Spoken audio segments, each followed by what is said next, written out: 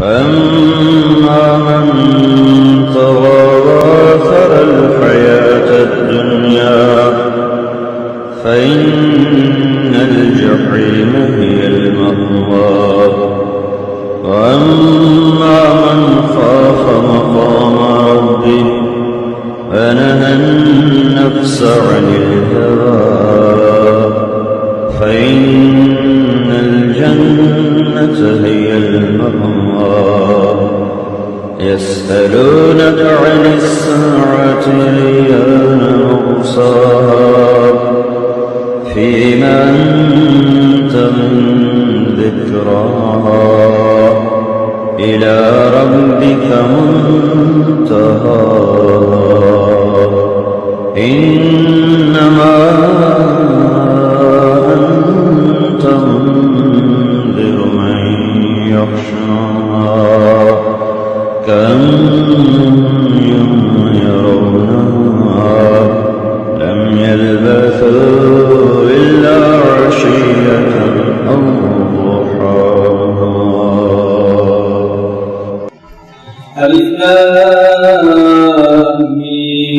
ذلك الكتاب لا ريب فيه هدى للمتقين الذين يؤمنون بالغيب ويقيمون الصلاة ومما رزقناهم ينفقون والذين يؤمنون بما أنزل إليك وما أنزل من قبلك وبالآخرة هم يؤمنون أولئك على هدى من ربهم وأولئك هم المفلحون. كافها يا عين صاد ذكر رحمة ربك عبده زكريا إذ نادى ربه نداء خفيا قال رب إني وهن العظم مني واشتعل الرأس شيبا ولم أكن بدعائك رب شقيا وإني خفت الموالي من ورائي وكانت امرأتي عاقرا فهب لي من لدنك وليا يرثني ويرث من آل يعقوب واجعله ربي رضيا يا زكريا إنا نبشرك بغلام اسمه يحيى لم نجعل له من قبل سميا قال رب أنى يكون لي غلام وكانت امرأتي عاقرا وقد بلغت من الكبر عتيا قال كذلك قال ربك هو علي هين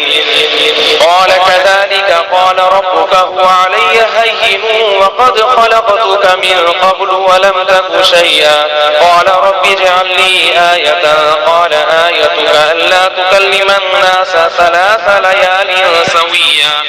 فخرج على قومه من المحراب فأوحى إليهم أن سبحوا بكرة وعشيا يا يحيى خذ الكتاب بقوة وآتيناه الحكم صبيا وحنانا من لدنا وزكاة وكان تقيا وبرا بوالديه ولم يكن جبارا عصيا وسلام عليه يوم ولد ويوم يموت ويوم يبعث حيا واذكر في الكتاب مريم إذ انتبذت من أهلها مكانا شرقيا فاتخذت من دونهم حجابا فأرسلنا إليها روحنا فتمثل لها بشرا سويا قالت إني أعوذ بالرحمن منك إن كنت تقيا قال إنما أنا رسول ربك لأهب لك غلاما زكيا قالت أنى يكون لي غلام ولم يمسسني بشر ولم أك بغيا قال كذلك قال ربك هو علي هين ولنجعله آية للناس ورحمة منا وكان أمرا مقضيا فحملته فانتبذت به مكانا قصيا فأجاءها المخاض إلى جذع النخلة قالت يا ليتني مت قبل هذا وكنت نسيا منسيا فناداها من تحتها ألا تحزني قد جعل ربك تحتك سريا وهزي إليك بجذع النخلة تساقط عليك رطبا جنيا فكلي واشربي وقري عينا فإما ترين من البشر أحدا فقولي إني نذرت للرحمن صوما فلن أكلم اليوم إنسيا فأتت به قومها تحمله قالوا يا مريم لقد جئت شيئا فريا يا أخت هارون ما كان أبوك امرأ سوء وما كانت أمك بغيا فأشارت إليه قالوا كيف نكلم من كان في المهد صبيا قال إني عبد الله آتاني الكتاب وجعلني نبيا وجعلني مباركا أينما كنت وأوصاني بالصلاة والزكاة ما كنت حيا وبرا بوالدتي ولم يجعلني جبارا شقيا والسلام علي يوم ولدت ويوم أموت ويوم أبعث حيا ذلك عيسى ابن مريم قول الحق الذي فيه يمترون ما كان لله أن يتخذ من ولد سبحانه إذا قضى أمرا فإنما يقول له كن فيكون وإن الله ربي وربكم فاعبدوه هذا صراط مستقيم فاختلف الأحزاب من بينهم فويل للذين كفروا من مشهد يوم عظيم أسمع بهم وأبصر يوم يأتوننا لكن الظالمون اليوم في ضلال وإذ ابتلى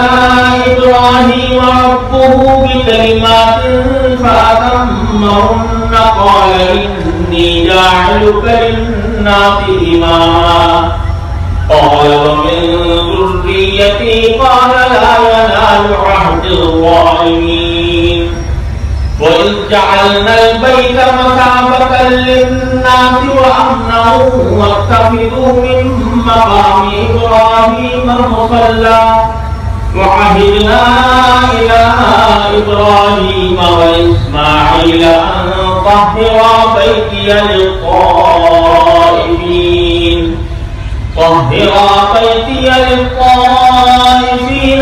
والعاكفين والركع السجود وإذ قال إبراهيم رب اجعل هذا بلدا آمنا وارزق أهله من الثمرات من آمن منهم بالله واليوم الآخر قال ومن كفر فأمتعه قليلا ثم أضطره إلى عذاب النار وبئس المصير